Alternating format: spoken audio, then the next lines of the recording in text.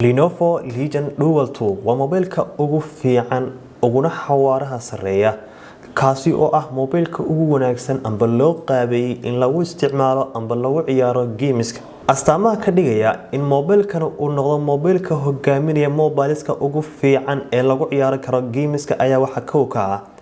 haday noqoto dhinaca controllerska amba markaad ku ciyaarayso gameka mobilkan waxaad ku heli doontaa markaad mobilka qabsato dhinaca batanada ku ciyaari karto waxaad ku heli kartaa 4 batan xagaad ku heli karto 2 xaga sare ah iyo soo kale 2 xaga dambe ah waxa soo kale dhinaca screen-ka aad ku heli kartaa 2 controller kale hadhow markaad gameka ku ciyaarayso adiga markaad dooran doona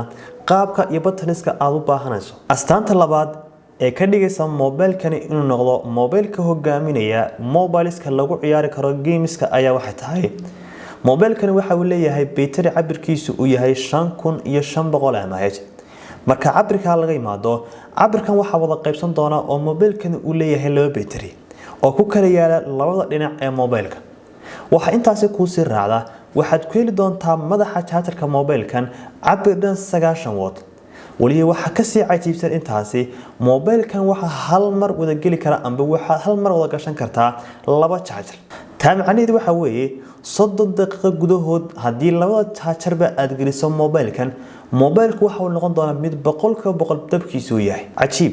astaanta saddexaad ee mobilkani uu gaarka leeyahay ayaa waxay tahay maadaama mobilkani yahay mobil loo qaabeeyay in gameska lagu ciyaaro waxaad mobilku arki doontaa marwaxadaas oo saamixi doonta in hadhow tolo hadii mobilku kuleyl uu sameeyo inay noqon doonto mid qaboojisa mobilka aynu nimaadno qodobka afraad ee ka dhigaya mobilkan inuu noqdo mobilka ugu fiican ee lagu ciyaari karo gameska markay noqoto dhinaca processorka mobilkan amba chipsetka ku jira wuxuu noqon doonaa waa chipsetka noociisu yahay Snapdragon 888 waxa intaasi sii raacda in xagga RAM-ka markay noqoto mobilkan uu ku yimaado 3 nooc mar RAM-kiisu yahay 12GB oo ah ka ugu yar iyo mar yahay 16GB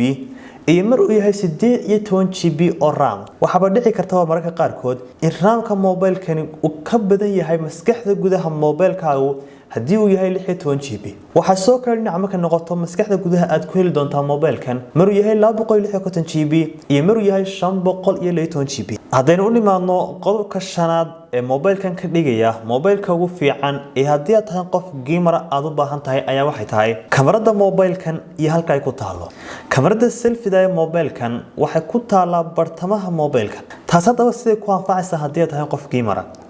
waxaanu naqaanaa markaynu gameska ciyaarno mobilka waxaanu qabsanaa habkan horizontalka habka markaynu u qabsano markaad ciyaarayso gameska badan live streamka lagu ciyaaro ee mobilkina qaabka horizontalka u haysato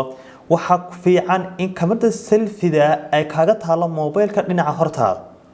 hadaba mobilkan qaabka ay u sameysay kamarada selfie-isu iyadoo hadhow tolaba tamarka aad taabato kamarada ay soo bixi doonto waana cabir dhan kamarada selfie mobilkani